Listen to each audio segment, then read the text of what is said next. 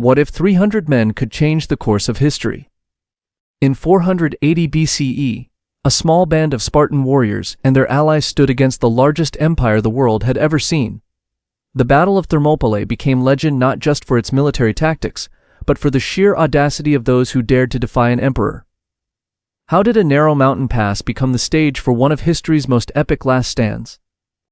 What secrets lie buried beneath the hot gates where freedom made its defiant roar against tyranny? In 480 BCE, the world held its breath.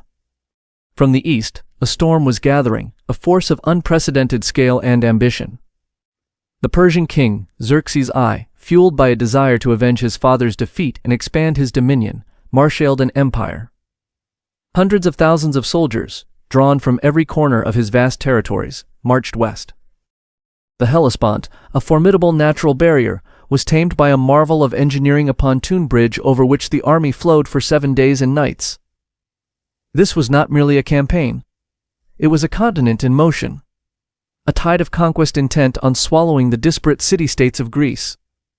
As reports of the approaching behemoth spread, a chilling realization dawned upon the Hellenes. Their world, their freedom, their very existence, stood on the brink of annihilation. The Persian advance was relentless, and fear was its vanguard. While terror gripped much of Greece, one city-state remained defiant. Society forged in the crucible of military discipline, Sparta responded not with panic, but with grim resolve. Yet, their hands were tied. The sacred festival of the Carnea forbade the deployment of their full army. In this moment of crisis, King Leonidas made a fateful choice. He would march with only his personal bodyguard of 300 men. But these were no ordinary soldiers. They were the Heres, the elite of the elite, each a veteran of the brutal Agoge training system. Crucially, each man had a living son to preserve his bloodline, a tacit acknowledgement that this was a mission from which they might not return. They were not just soldiers. They were a sacrifice, a chosen few sent to stand against a tempest, embodying the very soul of Sparta in their final, heroic act. The Greek hope rested not on numbers, but on strategy and steel. Their weapon was the phalanx, a formation that transformed individual soldiers into a single, cohesive killing machine. Tightly packed, with shields interlocked to form a solid wall of bronze, the hoplites presented a near-impenetrable barrier. From behind this wall, a forest of long iron-tipped spears, the dory, projected outwards, creating a deadly zone that kept the more lightly armed Persian infantry at bay. The genius of the Greek command was in their choice of battlefield. The narrow pass of Thermopylae, the hot gates. Here, the coastal path was so constricted by the mountains and the sea that the Persians' overwhelming numerical superiority was rendered meaningless. In this tight corridor, the few could hold back the many, turning the terrain itself into their greatest ally. For 3 days, the hot gates became the epicenter of the ancient world. On the first day, Xerxes hurled his Median and Sicyan troops against the Greek line, only to see them falter and break upon the wall of shields and spears.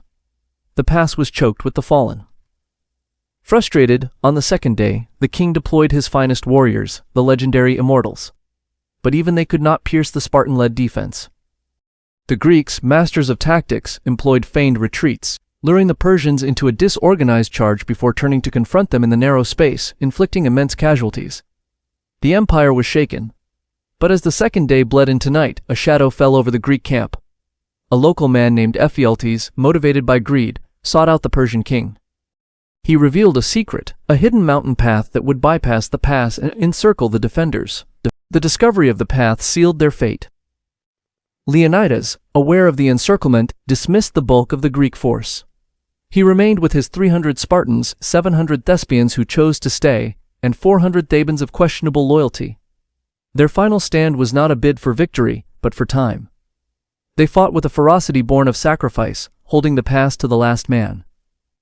This heroic delay was not in vain. It allowed for the successful evacuation of Athens and gave the allied Greek navy precious time to regroup and prepare for the decisive naval battle at Salamis. Over time, the story of Thermopylae transcended history to become a foundational myth of Western civilization. It is the ultimate tale of courage against impossible odds, a testament that the will of a few free men can indeed shake an empire and inspire generations for millennia to come.